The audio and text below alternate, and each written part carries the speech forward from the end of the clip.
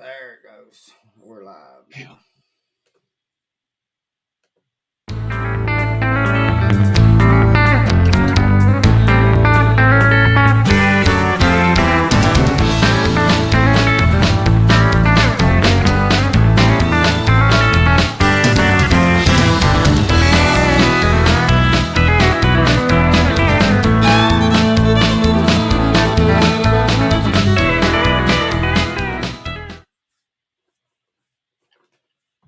What's up, guys? What is up?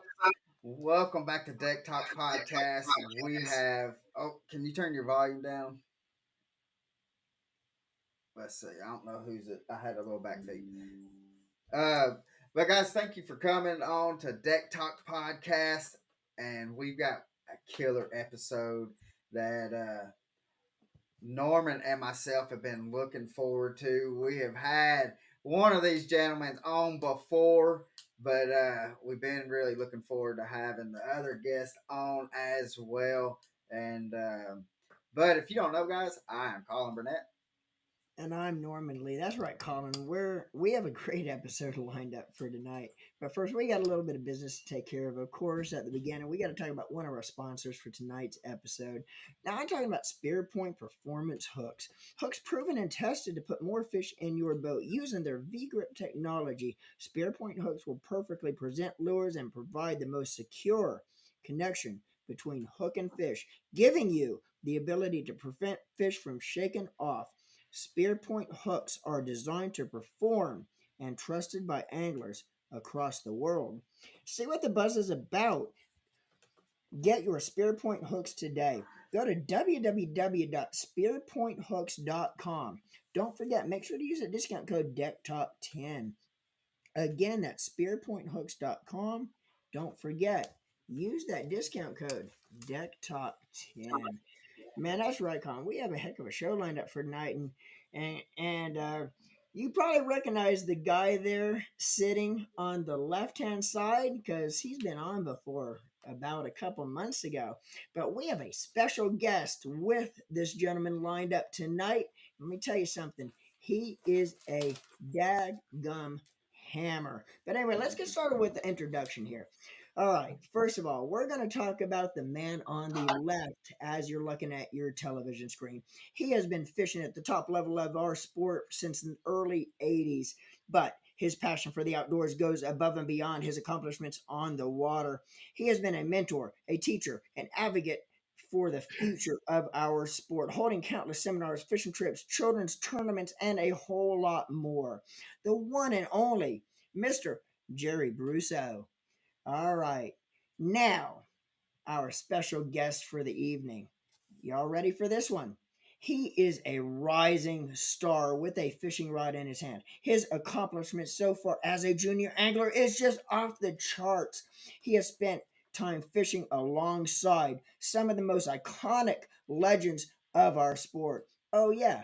And did I mention he's only 12 years old? I guarantee, guys, one day, and not in the not too distant future, we are going to be watching this young man competing at the highest level of our sport. Hunter Brousseau. What's up, guys? Thank you What's for up, coming man? on. How you guys doing? Doing great, man. How are you guys doing? Good. We're doing great.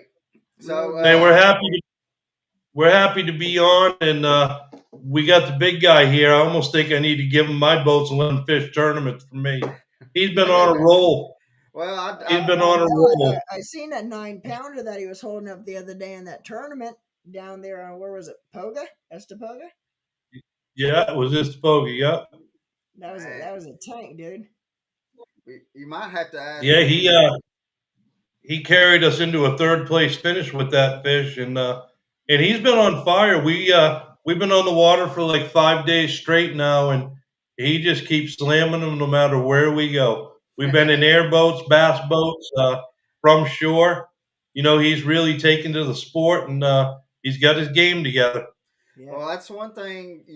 I'm glad because I was wanting to talk to y'all about it. I seen these videos about the airboat.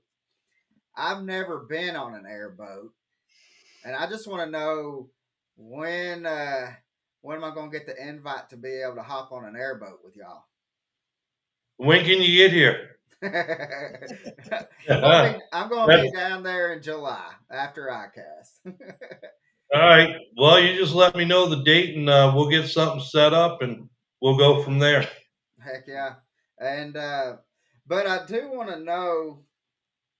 I've heard a story, Hunter, about about you, and I just want to know, is it legit? I heard that you have your own boat, that you drive your own boat, and because I've never known somebody that's. I mean, well, you've been driving before you was 12, but I just want to know: is that true that you have your own boat and that you've been driving your own boat? You captain your own boat. Is that true? Yep, that is true. Ah, so how long have you been driving a boat? Because I mean, for a kid that, I mean, I've had my nieces and nephews hop behind the wheel while we're going down the channel. I mean, but that's just going a couple miles down the river or whatever. But you actually will, I mean, can unload the boat, dock the boat, and go out, guide, or and just do everything like you're out there by yourself, and then load the boat back up and stuff. So, how long have you been doing that, I've been doing that for 2 years. man? Man, so have you ever had anybody say, "Well, he's too young to be doing all Oh, Oh yeah. you just opened up a can of worms there. We for those of you that don't know it, last year in the spring, we made a trip back to New Hampshire and we filmed a lot of smallmouth. And he dropped me off at the dock one of them days, and I went to get the truck, and a bunch of local guys were watching him. And I backed in. He drove on the trailer. I pulled up. Before I could even get out of the truck, they're talking to him, and I come back. I go, "Hey, what's going on?" And they go, "We were asking how old he is." They said, and at that time he was only 11. And they said, "Well, here it's 16 to drive a boat by themselves." And I said, I don't see any game warden around, so I guess we're okay. They go, "Oh, that's awful nice of you to let him drive your boat." I said, "That's his boat." And so we took a little bit of grief up there, but for the most part, I'm going to be honest with you. The first couple times we went to like the local tournaments down here, like the Big Show, and they saw me back huntering, and he was only 11 at the time, and they saw, he's just a kid. Everybody's like getting out of his way, and man, now everybody has respect for him. I can drop him in the biggest crowd. He doesn't bang boats with anybody. He stays clear of everybody. He knows where the power poles are, everything. And he does it better than some adults. I hate to say that, but Well, it's yeah, true. I was just about to say that. I was just about to say the same thing, but Uh-huh. here's the thing. Like Hunter, when he grows up, as he's growing up in that atmosphere around you and around Roland and all them guys that are influences in his life.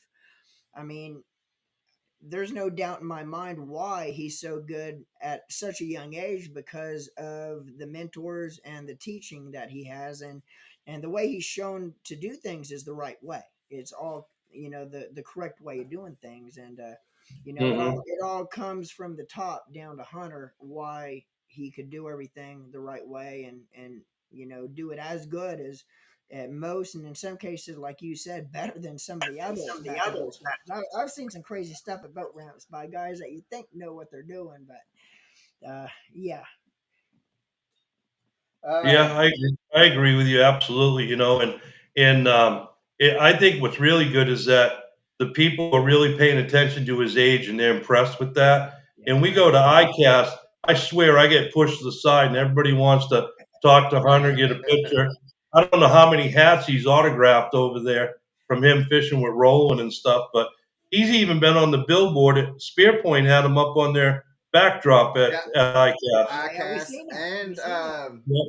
and when we seen him at the Big Rock show, he was Uh-huh. on the Big Rock show Yeah, there Yeah. back. So, Yeah. but John Pate wanted me to ask. He said, "Ask Hunter what is his biggest fish so far, and how many big fish has he caught? And how many tournaments has he fished? So it's a three-parter. So we'll go with the first question. What is your biggest fish so far? 9 pounds.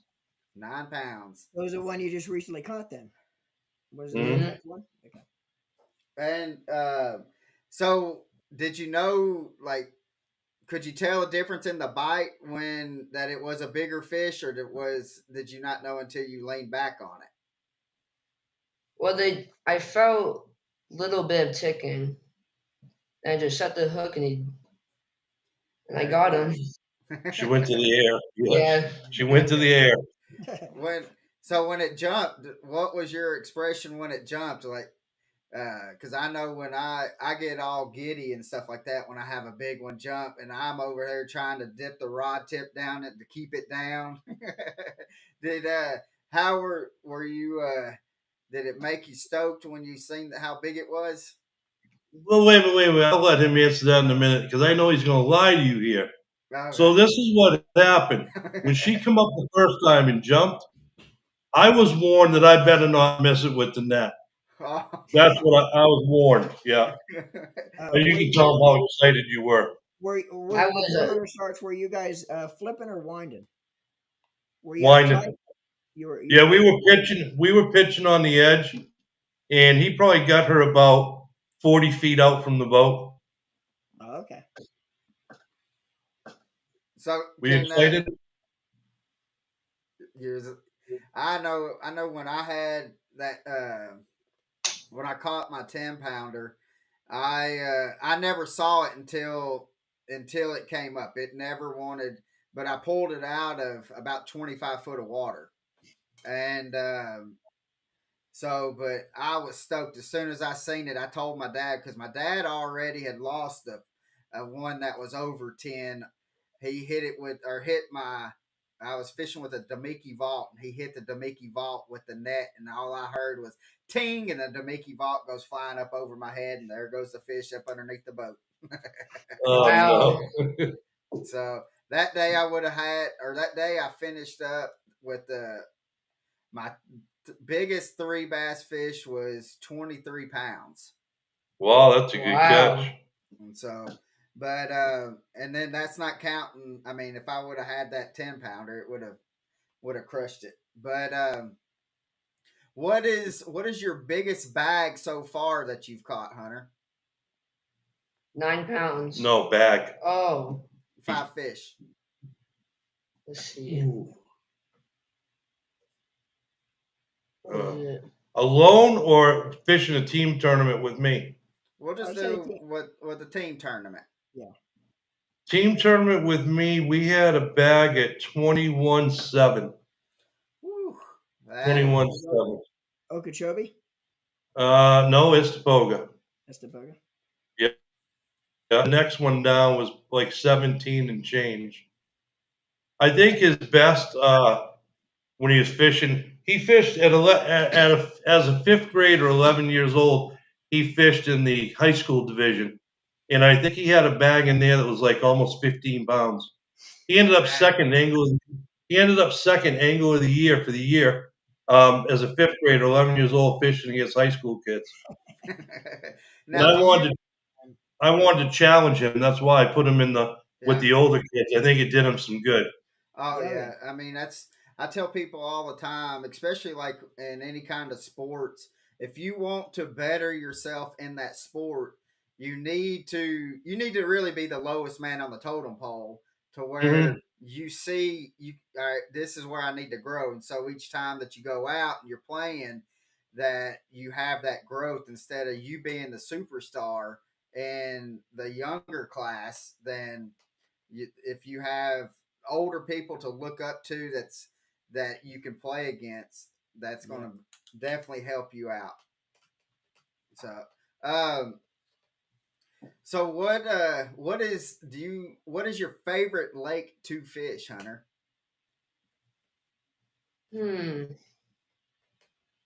I would say mm, Huckleberry. Where is because we have right now we have almost 900 people on here. Um, where is Huckleberry? That's up on Sebring. Up in Sebring. Up in Sebring. So, um, what makes it what makes it your favorite lake? He got two PBs out of there, six something and seven 94. That So he that had got that'd make it my That make favorite lake. yeah, yeah, Now, absolutely. what type of as many years as I've lived in Highlands County, I've never been on Huckleberry. I mean, until you just mentioned it, I've heard of Huckleberry. Until you just mentioned it, I completely forgot about Huckleberry. But what kind of fishing is on that lake? Is there a lot of shoreline covers, a deeper body of water? What Yeah, style? it's around lake. It has very few boat docks, a lot of lily pads, and drops off to like 20 feet in the middle. Oh, okay, And there's a little bit of structure out there, right. and it's not a place that's open to the public, and it's a good training place for me to train hunter on different baits, like new stuff. Right now we have some stuff that hasn't been released yet that we are trying that'll be out at ICAST. So Right. we go to bodies of water like that because then you don't have people staring at you wondering what you're throwing and stuff. And it just so happens to have some big fish in it, and Hunter got a couple of them in there. Man, that is awesome. Now, Hunter, what is one of the best advice that you have gotten from your grandfather with out on the boat, just out fishing wise? Well, I was fishing a little fast, so I got an advice to slow down Yeah, and kind of like dead stick it a little. yeah, Right. and that and definitely from time to time that definitely does play a big effect. I know, especially up here on like the TVA lakes and stuff, that summertime you can really speed it up, but when it starts getting fall to spring, you really want to kind of slow it down here, and Yeah, uh, and so being able, and I know, and it's the hardest thing because I won't say that I'm a power fisherman, as in like trying to just go and I'll break things down, but being able to slow it down and throw like a drop shot or a wacky rig or something like that, or a Texas rig, to where I slow it down, that has been being able to do that has definitely helped out my fishing game. yeah. So, what uh, do you have any sponsors already, Hunter? Ton. I was gonna say he's probably passing Jerry in the sponsor department. Well, No, no, yeah, he's got a long ways to go in that, but he does have a lot of the same sponsors I have, which right, you'd figure that would happen. You know what I mean? right. So Now, Last time we seen him in ICAST, I don't think he had a space left on his jersey last year. no, he no, was just a no, walking billboard. yeah, yeah. Now, what we want to give you a little chance to be able to talk about your sponsors. So, can you name a couple of your sponsors that help you to be able to get out on the water and stuff? I have Spear Point. I have Sea Clear, Aqua View, The heel sunglasses, Bahio sunglasses, favorite rod and reels. favorite rod and reels, Uh, and you want to talk about some of them? You're missing some, but yeah. no cheat sheet. Yeah, So, like me. When somebody asks that question, I'm actually having to look down here and kind of. oh, I know. How many times do you see pros not look at their shirt when they're Yeah, on stage? exactly, Yeah, exactly. Even I can't remember all that. yeah, But yeah, I mean those are some of the bigger ones, and he's got Booyah, and he Mercury wants him to put in an application 2024 for the pro staff. There you go. We've gotten a letter for that, so he's got quite a few. Some are lesser sponsors, and but every sponsor helps, and I always tell kids get out there. Tell them what you can do for them. don't ask them what they can do for you. No. You tell them, hey, this is what I'm going to do. This is where you're going to get recognized. And if they find that you're being honest and it's in their benefit, then they're going to start you out. And don't be depressed if they start you at a lower level, Yeah. because there's a learning curve for both of you. You're going to learn who they are, and they're going to learn who you are. And I Right. tell Hunter, look at, and the one thing I tell Hunter is don't ever take sponsorship from a company that you haven't tried the product and you Exactly. don't think it's the best product out there. Yeah. Yeah, Yeah. exactly. Because And that's if you don't believe in that product, then how can you sell that product? yeah. Exactly. That's one of So the biggest Exactly. mistakes. Yeah, that's one of the biggest mistakes young anglers make today. That's trying to go out there and get sponsorship is you kind of hit the nail on the head, Gerry. Is you want to see what you could do for them way before you're going to get any kind of a return on what they're going to do for you. There's and I guess that kind of goes back to the generation of today, but there's so many kids with social media and all these different other avenues that uh, there's a lot of kids out there that's just trying to get out and get product Yeah. and Mhm. don't want to put the time in, don't want to do the work for getting the product. So what you said right there is spot on, and it just kind of goes to show too, with Hunter, he just has a good background of experience that he's getting from you because you've been there, done that for years. Mhm. So the experience that he's getting and the teaching he's getting from you and the other guys is just steering him in the straight on narrow right direction. Yeah. Exactly. And it's taken a whole team of us. It's taken Roland fishing with him. My Hmm. son Mike fishes tournaments. My son Mike fishes with him. And my son Michael have a tendency to be a little harder on him than I will. And sometimes you need that. You Yeah. know, he'll It's he'll go that back tough there and love. he'll go back there and he'll cut off all Hunter's favorite baits and give him ones that he hasn't tried yet and make him learn how to catch fish on baits he doesn't know. And Yeah. you guys all know you have to be very versatile. You have to know all these baits if you're Yeah. going to succeed. Yeah, That is if very you're gonna true. make it in today's competitive bass fishing, you have to be versatile. You have to be able to do it. You have to adapt to what the fish want. You can't wait and make the fish adapt to what you're throwing. So yeah, Mhm. versatility is big today. Yeah. Mhm. Now, Gerry, what has been the biggest improvement that you've seen Hunter here in the past year or so? I think because I took him out of the kids, he was fishing kids tournaments, and I moved him up as my partner in team tournaments. I've seen where he's able to relate and talk intelligently to adults instead of children, and that's helped a lot. I think that's one of the big improvements. The other one is his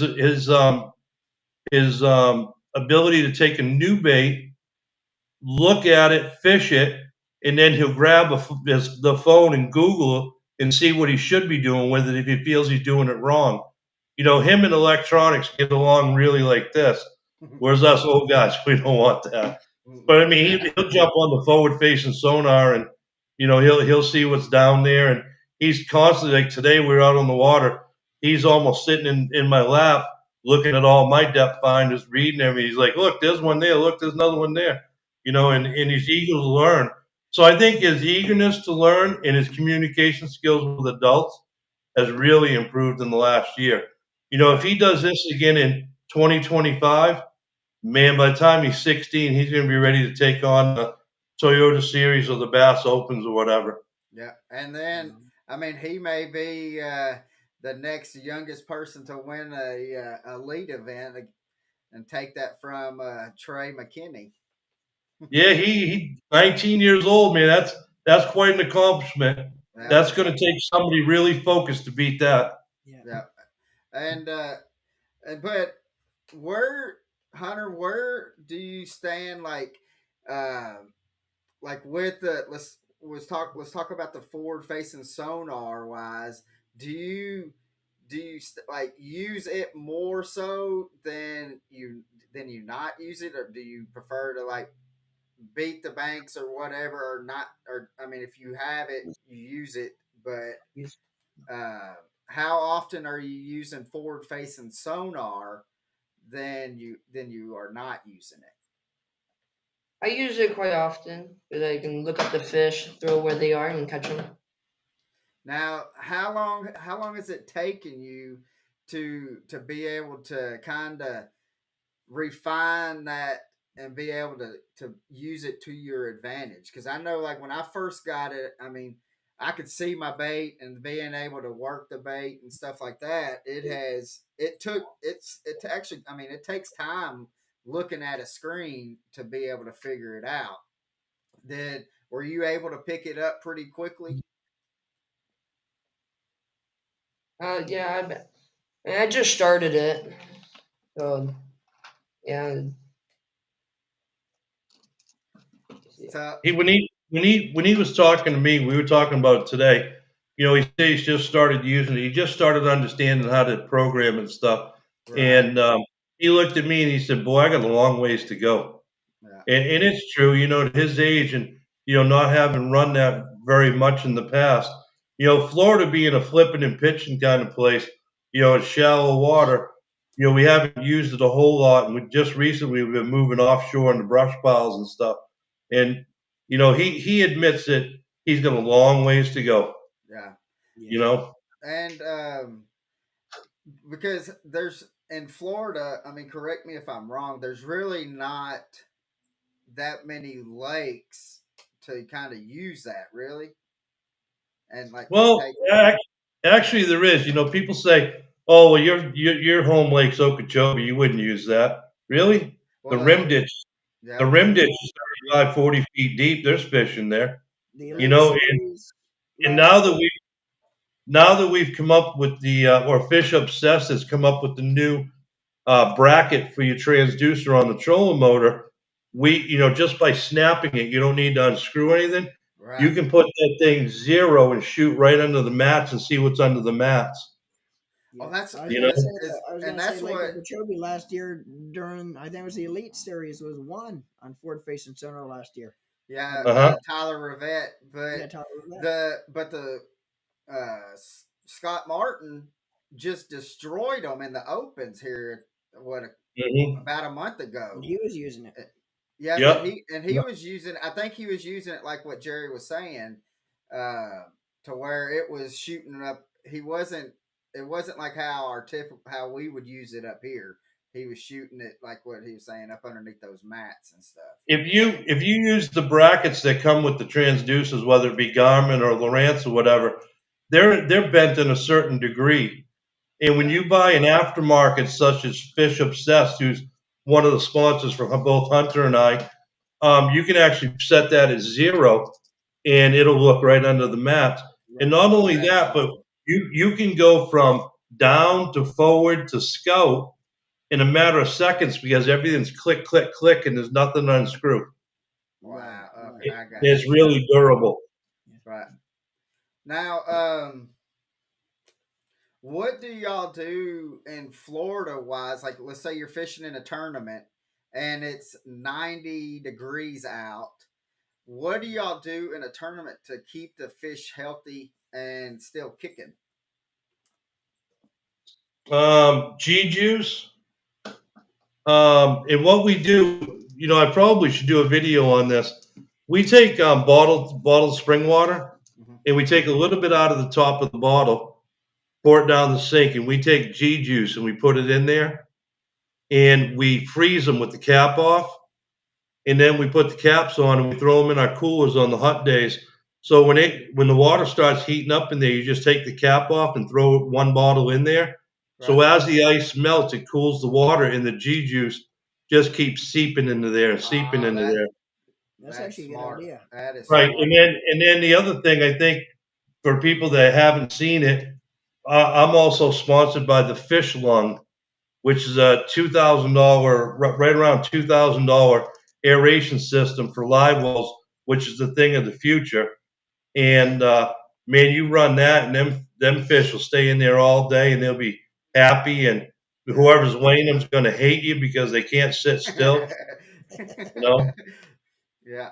That, and So that's one thing. Like it always intrigues me is to see like the tournaments down in Florida and stuff, and knowing that that water temp is 90 degrees, the outside temp is 90 plus, and I'm like, up here, it's hard to. I mean, because we'll put ice and stuff like that, and then we've got that "Please Release Me" that we'll put in it and stuff like that. But Right. it's just to think of like with it being, and I guess with the water temp already in the 90s and stuff down there, that they're kind of used to the warmer. But I was wanting. That's why I was wanting to ask, is because I know that it is kind of difficult at times to be able to keep them alive. You typically to do no harm to the fish, you want it to go no more than 5 degrees cooler in the live well. Yeah. You don't want to drop that water by like 10, 15 degrees by putting a 10-pound bag of ice in there. Right. You Yeah. only want to drop it a little bit. You want to chill it, not freeze it. Yeah, Yeah, and the because other I've thing seen. too is a lot of people just drop bags of ice in, which Yeah, really that's what I was isn't about to say. good because when you buy ice from a convenience store or gas station, it has chlorine in it typically. Hmm. So what I used to do is I used to actually freeze bottles of water, Yep. and I'll add and I kept a thermometer where I could actually test the water temperature before I put the over the side, and then I could kind of keep an eye on what the live well temperature is at the same time, because like Hmm. you said, you don't want to go down too much. But I just put a bottle of water in at a time to try to keep the water regulated. But I don't open it up and let the ice get exposed just due to the chlorine factor where the water might have came from out of the tap. A lot of water sources don't have chlorine in it. You know what's even better to monitor your live well temperature is one of those electric guns. You just shoot it, pull Oh the trigger yeah, and Yeah. bang, it digitally reads it. It's so exactly. simple, Yeah, and they're not very expensive. You can buy them from Amazon very yeah, inexpensively. Right. yeah, But That's a good idea that's what too. we do for fish care, and we hardly ever lose a fish. And everybody knows the secret. If you don't, we'll say it now. But when you have a bleeding fish, you take a Mountain Dew and pour that down in his mouth, and it usually stops that bleeding in a snap of fingers. yeah. Well, What? that Why works it's too. why it's That Mountain Dew? I have no idea. that works. Believe me, I've tried it before, and it does work because I always have Mountain Dew on the boat. Yeah, you Hmm. do. I'm a big fan of Mountain Dew. Never, I never guess get. they are too. Yeah, they are too. But you Yeah. make a good point there because I heard, I heard rumors about that years ago, and I actually tried it, and there's truth to what you just said about Mountain Dew. It does work. Yeah, it does work. So John Pate says, Hunter, now that you're a celebrity, how many girlfriends do you have at your school? None. No, that's You're, smart. you're, yeah, you're just Hey, focusing on fishing. They could come later. You just that's focus what on. Grandpa says too. Yeah, Grandpa says fishing first, they come later. that's You it. got plenty. You got plenty of time for girls. Uh, we have another question. Actually, came from Colin's dad, Mr. Steve Burnett. He was wanting to know: do you have any other interests other than fishing? Any other hobbies or anything that you like to do when you're not on the lake, Uh, Four wheeler, because I have a 4 wheeler. I ride it around, like four and I have wheeler? a pool and like go swimming. I have a remote control boat. I ride that around Right? on the lake house. Do you do now, any hunting? Hmm? Do you do any hunting? No No. hunting. No hunting. Uh, now, what is your favorite way to catch some bass? Your favorite I technique? I say you're like flipping into There you go. That's a true Florida boy right there. Loves to flip. Yeah. yeah. I've yeah. never asked him that question. Good question to ask. I've never asked that. Yeah. um, so when you're flipping, what kind of setup are you using? What is it? It'd be Your equipment, he wants to know. Right. Carolina rig. No, when you're flipping, Oh, that. go through the whole thing. Heavy rod, bait casting reel. What's your pound test braid you use? what was it, 75? 65. 65-pound test braid. And then I'll help him answer this one. We'll go all the way from a half ounce up to 2.25 ounces of weight, depending on what we're flipping or punching. And that's pretty much it. You know, he uses a little bit shorter rod than me because of the height difference, a little bit more of a fast tip for him. Because I just like to rip them out of there. I mean, you give me a telephone pole and I'm good, you know, but I have the arm strength for that. So, but he's getting there, you know, 65-pound braid, every once in a while, 50-pound. And we'll tell you a wild story. We're going to tell you something to make all your viewers think about. When we were in New Hampshire smallmouth fishing, Hunter will tell you that we're driving across the lake and we look over and the depth under the boat's like 165 feet of water. So as we're pulling up to a shoreline, we look down in 80 feet of water and we can see the rocks on the bottom in 80 feet of water. Yeah. So we go catch all these fish and people see that we're filming. So they kind of follow us around. And then we get back to the ramp, they want to ask a lot of questions. So they said, we all using like 6-pound test, 8-pound test line, you know, so that they wouldn't see your line. And I laughed and looked at them and said, every rod has 65-pound braid on it. And they go, well, that's impossible. Them fish see that. And I go, really? Have you ever used an Alabama rig? Are you going to tell me the fish can't see a steel wire in front of that bait? Yeah. And they don't have, they just look like a deer in the headlight. They don't know how to answer that. Now there are some times where you maybe want to go to fluorocarbon or something because the water's super, super, super clear, or the fish have a lot of pressure on them. But typically, they don't see that wire. They see the movement of that lure. But honest to God, every one of our rods was 65-pound braid, and you had a visibility of 80 feet in those lakes. Yeah. And we were catching 50, 60, 70, 80 fish a day. Yeah. You know, it That's was crazy. Yeah. So, it's a question for you, Gerry. What is your favorite braid and what size? And let's see, does he like to flip and let's see, and size? Does he like to flip at all times? Okay, boy, all my secrets are going to come out on this show, man. You guys are all putting the good questions out there. I don't know if you all heard of Cortland making braid, but they have one that's called silent braid. It makes no noise at all. So going out of your guides or going up against the weeds or even over trees, you don't hear it. It's silent. And you go on their webpage, you'll see that. They also have one called Master Braid, but Master Braid will make noise, but the silent one's my favorite. And I typically use 50 to 65 pound. If you all want to know, Roland usually uses 65 or 80. So we do differ there a little bit.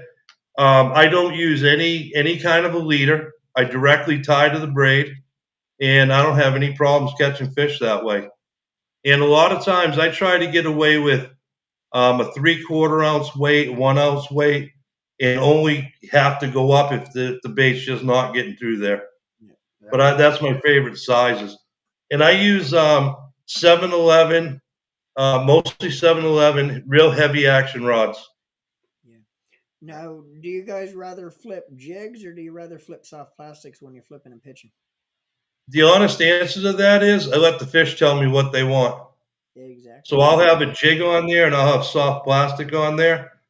And I let them tell me what they want. So I'll go back and forth till I find out. And to be honest with you, you know, I've been on the same body of water, and in the morning they eat the jig, and in the afternoon they want a little bait because there's been so many people fishing by them. They have to go in with like a BB cricket or something like that, something compact. So I mean, even in the course of a day, you have to change the size of your bait. So, and John Page asking Gerry, do you like a swim jig over a chatterbait? Yeah, but man, you guys are asking all the questions. Going to get everything out here. A lot of times, what I do is I put a bobber stopper on, I put a punch skirt on, and then I put a hook on, and I put my trailer on there, and I'll use that as a swim jig. rather than actually using a real swim jig. Right. The Right. only real swim jig I ever use is the Medlock jig made here in Florida, which came out about a year ago. They gave me a bunch to try and they were really good. But I'm not a big fan of chatterbaits. They catch fish, but I catch a lot more on a swim jig or a homemade swim jig than I do on a chatterbait. Right. Hunter will throw a chatterbait more than I do. Now, we do want to talk about the Kids for Fishing. Can you explain what Kids for Fishing is? Yeah, exactly. Let me try and give you the condensed version because we don't want to take everybody's time. Kids for Fishing was an idea I had because I have 6 kids in Florida that I pay all their local tournament fees and pay for their shirts in the tournaments. And I decided that I wanted to start something that I could leave behind when my time's up, and I wanted the kids to have control over. So I started Kids for Fishing, and right now we're going through the 501c3 nonprofit. We have grants waiting for us to get that paperwork, and then they're going to grant us money. The kids are going to be part of the decision makers on the board. We have a board, then we have a list of officers for the organization.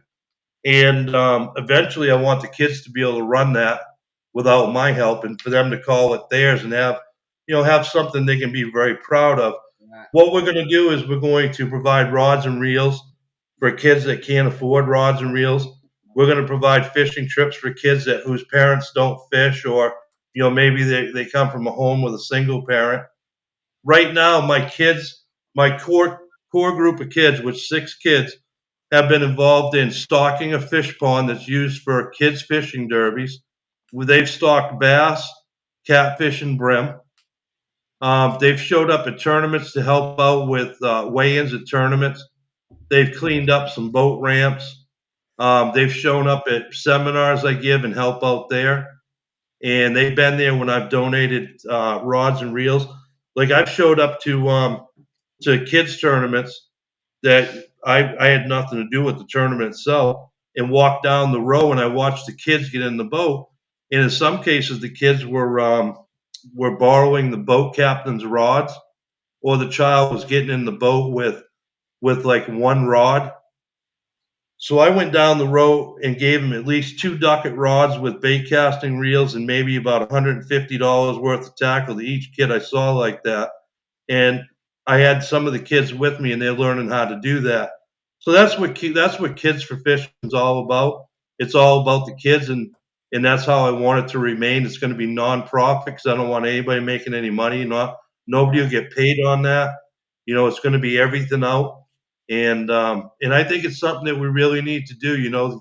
These guys right here, they're our future. These guys and girls, some of them are Right. female. They're the future of our sport.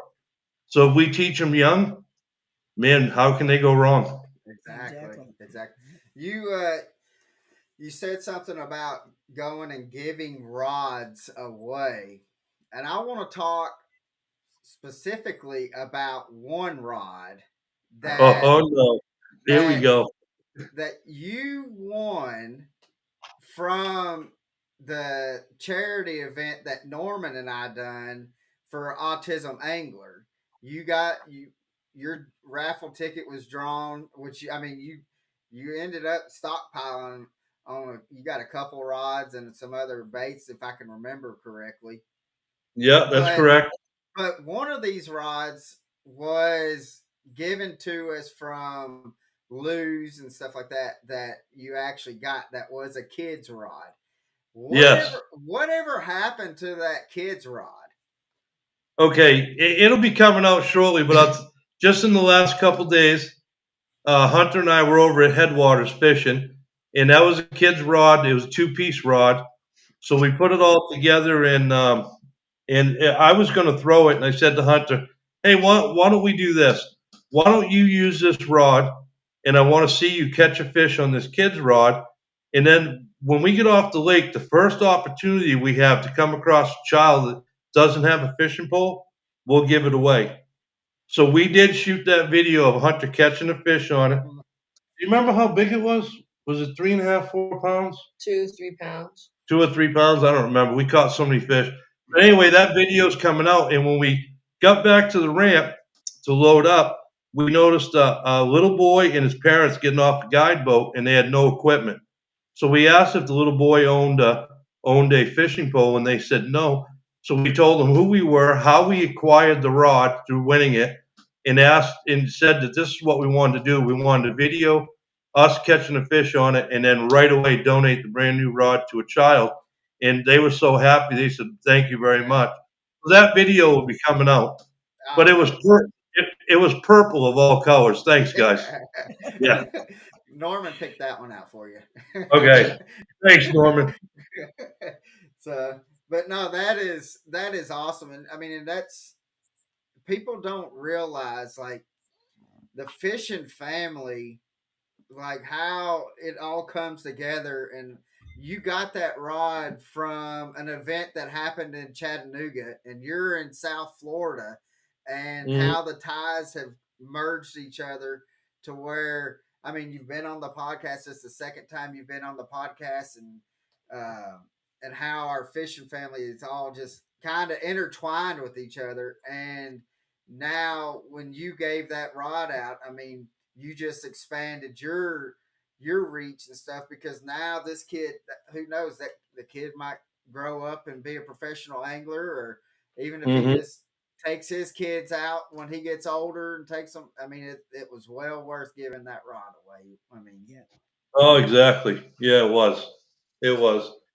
People don't realize how many children out there are underprivileged and cannot get on the water or don't have any equipment to get on the water, and that makes a difference to them. Where each year when we get new free rods and free reels, we could get a pretty penny for all of our equipment. Because I mean, you're talking 2 dozen rods, and we can make a lot of money off that and all the reels with them. And instead, what we do is we collect all the old ones from last year together, and those are the ones we give out to kids tournaments when we identify they don't have rods. man, You know, that but and that's what we feel we need to do because we never paid for them in the beginning. So why should we make money off them? We'd rather give them to kids. right. That's awesome. And the thing is y'all are so privileged and blessed to be able to be in the part of the country to where you can fish literally all year round, and you're around big fish. So why not want to share that with other people, especially kids, to be able to, I mean, I'd rather see a kid on the side of a bank throwing any kind of baits out in the water than seeing them with their head and their thumbs doing this on a PlayStation or Xbox. Uh, So exactly.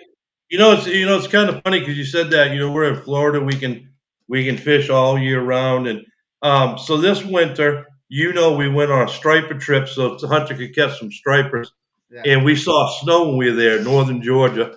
So I said, hey, besides that striper trip, I really want to bring Hunter up to New Hampshire, where I was born and raised, and have mice fish. So I got in contact with some friends up there, and I said, hey, I'm going to fly in with Hunter when you guys tell me there's enough ice, and we're going to do a video up there of ice fishing. And dude, they want me to do that show or promise to do that show every year because their ice never got thick enough for us to go there. They had a mild winter, and they think that it's my asking to go up there, so they want me to ask every year from here on out. right. Yeah. So uh, let's see. Another question asking for Hunter says, Hunter, do you ever get nervous when you're filming a TV show? Sometimes, yeah. Now, Sometimes I don't know what to say, and I just get a little nervous. right. That's when you just ramble on. Yeah. But now, was speaking of TV shows, um, do when you've gone out fishing with Roland and stuff, have you ever noticed when Roland says that he's caught like a 6, 7 pounder that it might actually be a 4 pounder? Yeah. Hide the laugh there, dude. Go ahead, put the hand down. You laughing. Roland catches the fastest growing fish in the world. when he hooks them, they're like 3, 4 pounds, and by the time they're released, they gotten 6 or 7 by the time they're gone. Yeah, we You had know, when we had Jimmy Houston on, and he says that's one of the funniest things. He said and he's like, Roland actually believes that that's the size that they are. He's like, every time I go out and he'll catch a 4 or 5 pounder. He says that's at least a 7 or 8 pounder, and he's like, I have to tell him that was only like a 4 or 5 pounder. uh, yeah, I've actually filmed with him one, and I can remember when I boat flipped it. He goes, "Whoa, that's a nice 5 pounder," and then I pick it up, I get the hook out. He goes, "Look at that, folks. We've only been out here 30 minutes. Jerry's already got a 6 pounder." And we'll get some pictures, we'll release it. And he goes, catching a fish almost 7 pounds down here in Florida, that's like an everyday occurrence. And, that fish just grew 2 pounds in like 3.5 minutes. Yeah, That's a fast growth ratio. I'm telling you. No, I had to at least ask that because I've noticed it on like the TV. Everybody knows, and everybody gives him a Uh, hard time about it. But did you notice recently though on a lot of his fish, he's now using the Bubba scale and he's showing it to the people? Because we're uh, trying to get them away that's from that. We're trying to get them away from this miracle grow thing with fish. right. Yeah. That so that's pretty cool. Um, Hunter, what is your career goal? Are you wanting to be able to fish professionally, or you just want to keep it as to where you're a pretty good hammer and just fish like weekend tournaments? I like to be both professional and having fun and everything. Yeah. Well, that's the main thing. Definitely want to keep it as a fun. Once it becomes to where it's a lot of work and to where you feel like this is too much, then that's when my grandfather says when you feel like you're not loving it is and it's not fun anymore. That's when you got to step out. Yeah. So Yeah. just make sure you're having fun with it and you keep on growing. And we're definitely going to be seeing you either at the Bass Pro Tour or on the Elites here sometime here in the near future. Yeah. So, what do you do you like? Because I know like we've seen a lot of videos here of late where you've been out on the airboat and stuff. Do do you like just cruising around in the airboat and fishing out of the airboat, or would you rather be in a bass boat hammering down? I like the airboat. It's fun. Now, when What you get out in the airboat, do they take you back to places that you can actually? Because that my feeling, I never personally fished out of an airboat, but I do know that you could get into some places with an airboat where fish live that you just can't get with a bass boat. Have you been in some of them places with the airboat yet that you just can't get into with a bass boat? Yep.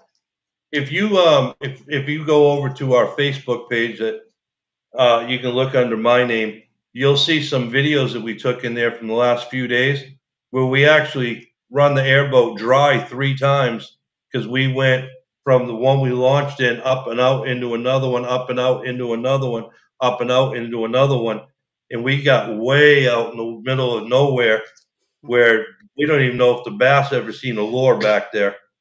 But we Wow. were way out in the swamp. Yeah. Now, but living in Tennessee, Hunter, we have nothing around here that goes after any kind of fish that we catch. And the last time that I went down to the Everglades, I actually had an alligator destroy one of the peacocks that I caught. Have you ever Wow. had that issue? They chase them, but we never have to Yeah, catch them. chase them, but never want caught them. Because Hunter knows how to steer it away from the daggum alligator, Carl. So Nah, Colin needs to come down here with reels that are like This 9.3 to 1 ratio, so you can outburn them big fat alligators. The Well, I'll story tell that you this. the story that he's leaving out is we both had 5-pound peacocks on at the same time, and that we had a gator stalking both of us all day long when we're out with Captain Neil Stark down there in the Everglades. Yeah. And we both had 5-pounders on, set the hooks at the same time, and I actually maneuvered mine all the way around the gator, and Colin tried to Well, drive it right over top of his head. well, Norman was also like 10 yards past where I had caught the fish, and we were on along this grass line, and the grass line was on our right side. He was to my right, so I had nothing but open water, and the alligator was right here. So I'm trying to maneuver around Norman, trying to and get the peacock to where I'd rather it had gone into the grass, but I had Norman in my way. Norman's going this way. I'm trying to go this way. The alligator came this way. The peacock splashed. And as soon as it splashed, that gator just went whoop, right to it. And then it That's some splashed good again. And shooting next thing right you see is Yeah. Going, it going. was gone. Moral of the Yeah. story is that gator had a good meal that evening. Yeah. I remember filming with Roland at Headwaters, and I think it's actually we're in the Everglades. We're in a canoe, and you'd have to look up the episode, but I think it says something like 10-pounder lost, and he had a 10-pounder on Devil's Horse, and it snapped him off. And as soon as it snapped off, a gator ate him, lure and all. Wow. And I said, not only that bass died, but if that lure gets stuck in that gator's throat, the gator may die too. Yeah. But you never know when them gators are going to show up. Mm-hmm. They can stay underwater an awful long time and get really close to you. Yeah. Well, and that was one thing. The first time, what was it, 2 years ago? Like I've seen gators, like when I've gone on vacation and I've gone to like a place that actually has gators, and they'll do I've never seen gators in the wild until 2 years ago, and we were down in the Everglades, and just going down the canals and stuff, and that they're not. I mean, it may be 2 boat wide, or like if you have 2 boats side by side, you might have about 8 feet on each side. But we'd have these gators come right down the center of the canal, and then as we're getting close, they kind of go away or go around us. Well, we had this one gator, and I had never. I was on the trolling motor, and this gator come past us, decided to do a U-turn, come up to the console, and then just turn and was facing the boat. And so I'm over here not knowing anything about, I mean, this is cool. I mean, and so I had my GoPro going, I had my phone out taking pictures, and Norman's like, Colin, you may want to get on the trolling motor because right now you are the biggest thing in this boat. And he's thinking himself, do I need to go eat or do I not? I So, told Colin, I said, that gator's not looking at me, dude. That's looking at that big belly of yours with a lot of meat on it. Like he doesn't want a bone. He wants some meat. So he's not eyeballing me. And then I told Colin that gator could come in his boat anytime he wanted if he wanted to. So Colin got on the trolling mode a little bit at that time. so We get in an area down in the Everglades with an airboat where Roland actually owns an airboat camp on an island in the middle of the Everglades, and there's a canal there that we fish. And you go in there and you'll see like 15, 20 gators. And every time you hook a bass, you've got to reel like heck because they're all chasing your bass. really, And it's like a unique. One day, you know what? I'm going to talk to Roland. Him and I need to go out there and film that so that people can see that. But it's amazing. You'll just see them all come for after one bass. It's that's just cool. crazy what they do. Hey Hunter, what's this about a gator attacking some power poles? No. Tell that story. There was the guy that made the comments, Mike Brousseau, wanted to know. I didn't even see that one. That's my son. Yeah, that's my son, Mike. He was in the boat with us. All right. Yeah, tell him what happened. Is that on? So we were fishing, right? Then we were catching bass, and all of a sudden a gator comes chasing us because we're catching bass. Then he gets like too close to the boat and stuff. Then he put down the power poles. He attacked it as soon as it hit him. He just attacked it. He tried. And he swam out. He kept chasing us, and the second time he didn't attack the power poles, and the third time he didn't attack the power poles because he knows now. Again, we didn't have a camera when he actually bit the power pole and shook it when we put it down the first time, but we didn't have a camera on it. So the second time he came right behind the motor and I hit the power poles. You see him jump. I mean, it comes right near him. So we said power poles are also a gator deterrent. You can see that video on my Facebook. John Pate says, Hunter, how does it feel to be fishing with such a great fisherman like your grandpa? And what is the most valuable lesson that he has taught you about fishing? You kind of answered that already, part of it. Yeah, Mm-hmm. it's awesome to fish with someone like this guy over here because he's good. Yeah. And yeah, Well, we know when we had him on the last time, Hunter, and Roland was with him. We knew that he was a good fisherman, period. But when he said that he would take Roland out hunting and he would go fishing, and Roland just called him after he got done hunting, then that's when we knew how dedicated he was instead of yeah, going Yeah, that's it. That's it.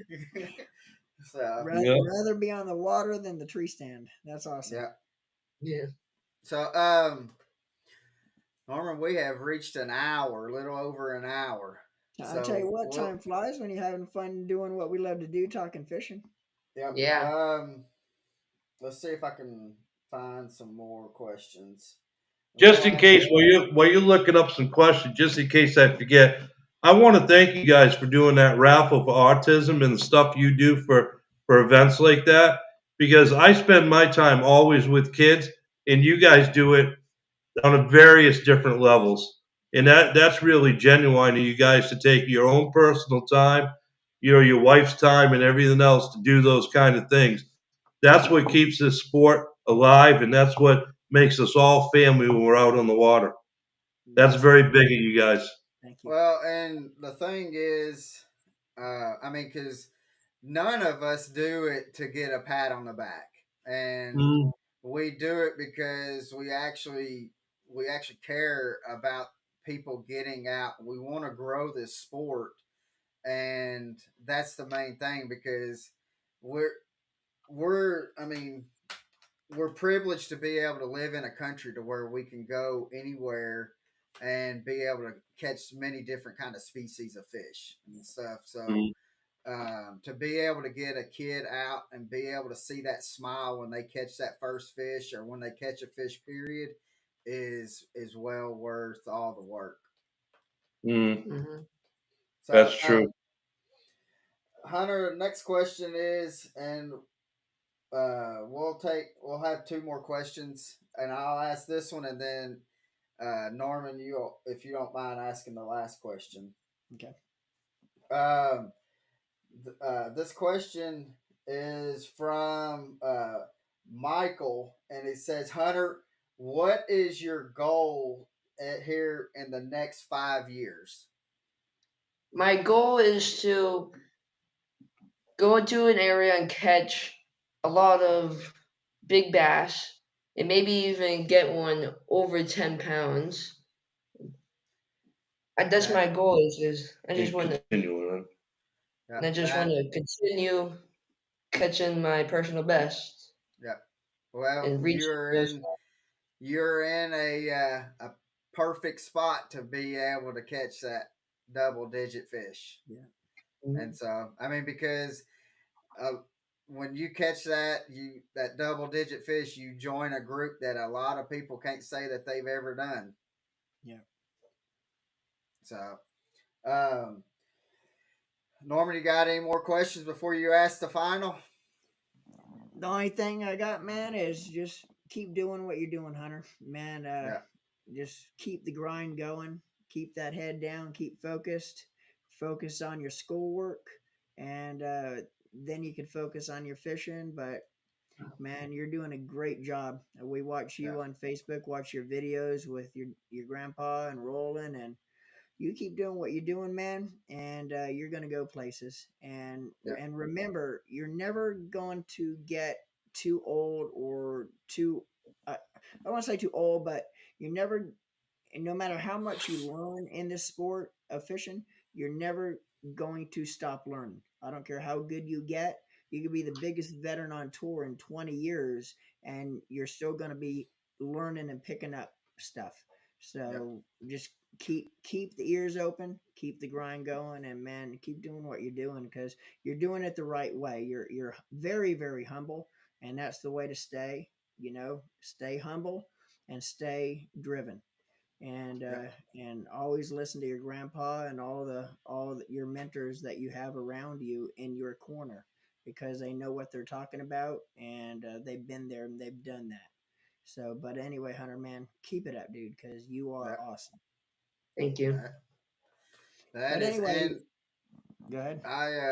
I do want to say when we go to ICAST and we'll make sure that we run into you, Hunter, and we want to do a video wherever you're at. If you're in a booth or something like that, we want to do a video with you, and you can talk about the product or whatever. If you're not in the booth and we shoot it, uh, we'll just have you pick something and talk about a product that you're using and stuff. And so we want to shoot a video with you. Yeah, We'd probably like to do that one at Sea Clear if we could, Okay. yeah, if definitely. that's okay with you guys. Oh, It that's doesn't matter. perfectly We just fine.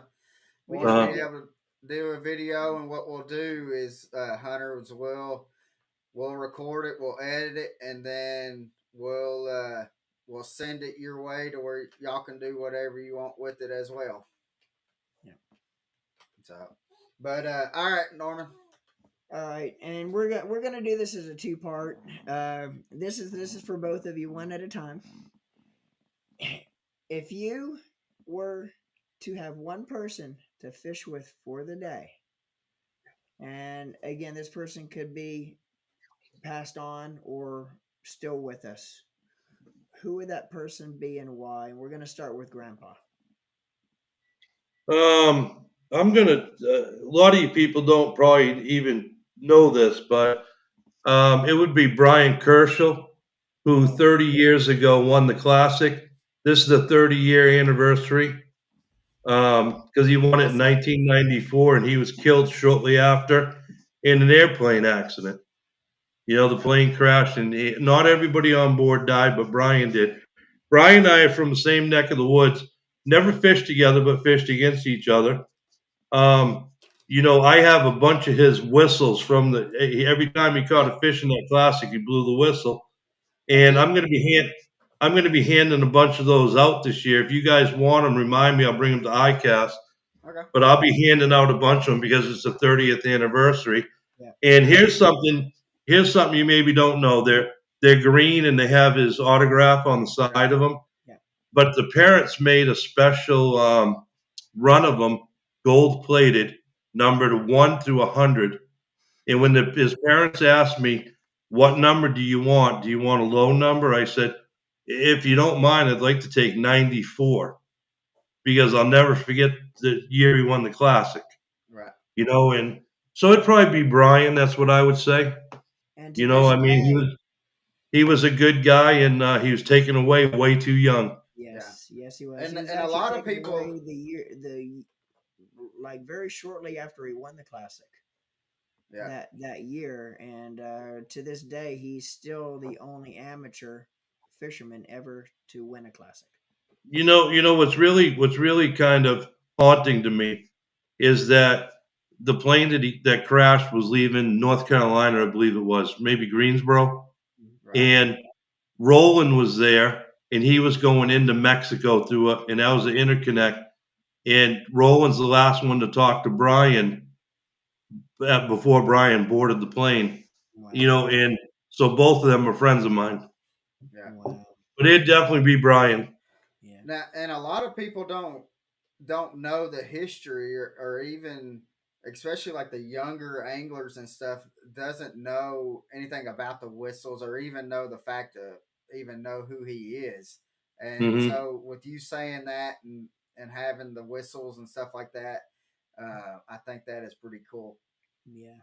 Yeah, a lot of people don't know that he made it the hard way through the Bass Nation. And Hmm. the year before he won, he made it and finished dead last in the Classic. Yep. So he went back to back. He made it the next year, and the gentleman had given him that whistle. And every time he caught a bass, he blew that whistle, and he ended up winning that thing. Yep. And that's That, like impossible what he did that back to back and winning it. yeah. That'd be my pick. Yeah. All right, Hunter. All right, Hunter. I would say Toby Keith because he's a country singer and I like his songs. He sings very good songs. Yeah. Yeah. Now, and I seen him at ICAST, and yeah, Mm. it was a very good. You got to speak on one with him and his daughter. Yeah. Yeah, Yeah. That's another one that gone way too soon. yeah. Hmm. It Yeah. was sad to see him die. Yeah. Yeah. Well, and the thing is like I didn't realize uh, like how much he really loved fishing, and up until uh, what a couple of years ago, and then we were able to see him last year at ICAST as well, and he was just as friendly as all get out. Was willing to talk, uh, Hmm. but once we seen the news that he had passed, it was very sad, and Yeah. so He, I don't know if you guys realize it or not, but he had just purchased luck, Lucky Strike. Lucky Strike, yeah. Yeah.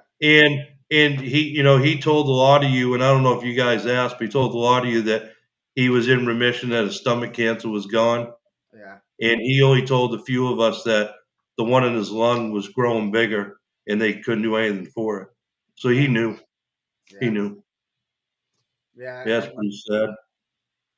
so, but other than that, at one point we had over 1,200 viewers, Hunter, on here. So, Oh, you're a we, superstar, buddy. I think that's more than when I was on. Man, you're outnumbering me, dude. That's it. I'm going home. so, Guys, we but really appreciate you coming on, man. yeah, It's been a privilege to sit down and talk with you, Hunter, and Gerry, and it's always fun hanging with you guys. yeah. Now, Hey, is good. there how can like if people want to start to follow you and Hunter, how can they like follow you on social media? They can go on my Facebook, which is under Gerry Brousseau. They can go on YouTube. It's Gerry and Hunter Brousseau, and they can go on. They can Google www.jerrybrousseau.com. And Hunter's getting ready to have his own webpage shortly, so Awesome. they can just sign into his webpage and follow him there. Yeah, Because having his stuff with my stuff gets kind of confusing, because some people think that some of my sponsors are his. So if yeah, he gets his own www page, they'll be able to go in there and see, and it gives Hunter something that he can maintain Yeah. under adult supervision.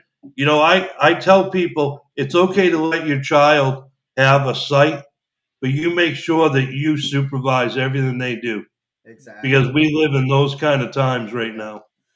And so when you get that up and Gerry, and if you will send us like the links, or we can pull up the links, and what we'll do is when Hunter gets that up, we will advertise for him to where he can start getting, maybe it'll help you get a little bit more traffic going into it, and get Hmm. it going Yep. for you. So Yep. And we really appreciate you guys asking us to come on with you. And, it's always nice to talk with you guys, always nice to run into you guys, and by all means, let's plan something around ICAST for the airboat trip. heck yeah. Um, Actually, next month, I'm going to be with Ricky Medlock from Leonard Skinner. We're doing the Wow. airboat. We're doing the airboat trip. Yeah. Yeah, I don't want to say the date because we don't want a lot of people there, Yeah.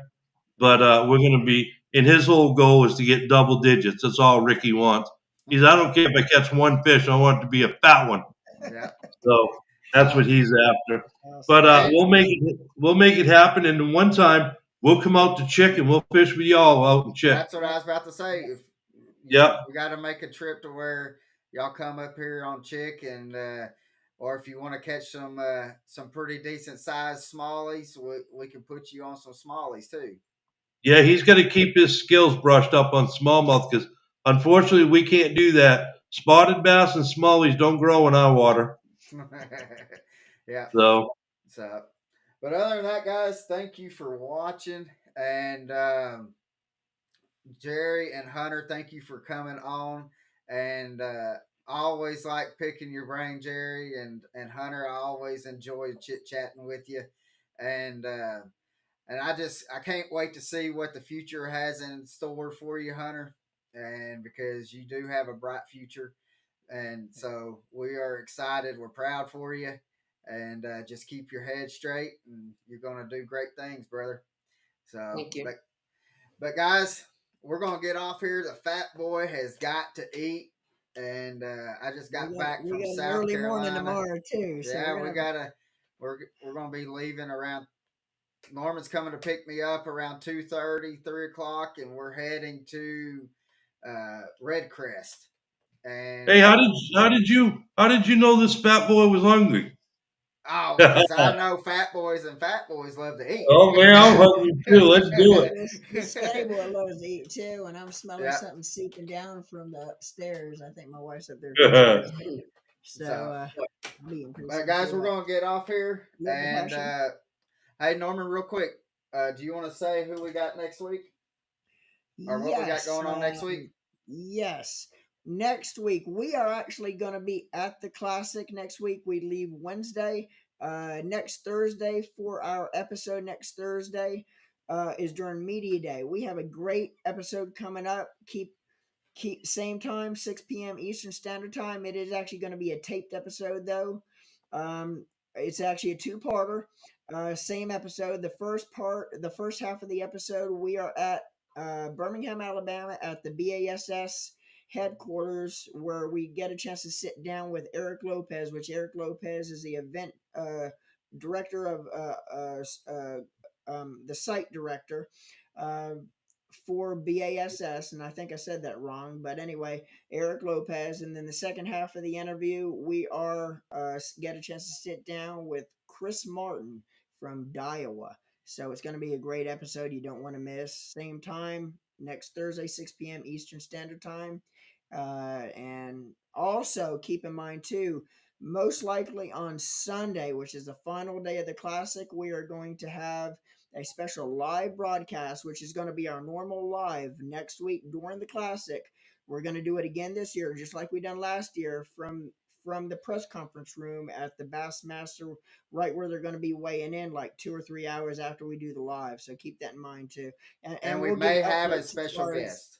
and we might have a special guest coming on. We're not going to say any names now, but you all know who it is once he comes in with us. But anyway, we'll announce the times later because we're not sure on the time yet. Yeah. So, Can't wait to guys, see everybody. we're probably going to go live tomorrow from Red Crest, but other than that, we're going to get off here, go grab us some food, and then we got to get ready to go to sleep. So, guys, y'all hope y'all have a blessed one and All right, Lions, live live the the passion. passion.